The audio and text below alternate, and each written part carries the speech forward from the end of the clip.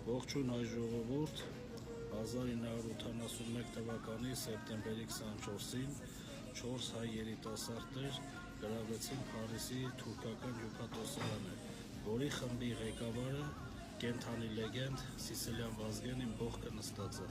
իմ ավագ ընկերը, իմ հարազատը, իմ բարեկամը։ Ես ուզում եմ, որ ազգս ճանաչես մարդուն։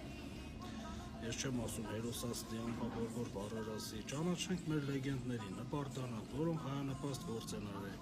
հայրենասեր գործ են արել, մինչև այսօր պայքարում են հանուն Հայաստանի օրվա։ Գալիք սերնդին ժառանգություն փոխանցենք խաղաղ Հայաստան, խաղաղ երկիր, բայց ոչ կռացած Հայաստան։ Լիարժեք հայրենիք, հպարտ հայրենիք, որ մեր դրոշը եռագույնը ծածանվի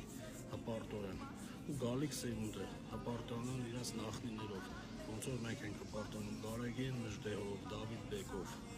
Լավ եղեք ժողովուրդ ջան, մենք ուժեղ ենք, կանք ու կլինենք, նույն ձև մեր Հայաստանը, ոչ մեկ չի կարա մեր երկիրը ծնկի բերի։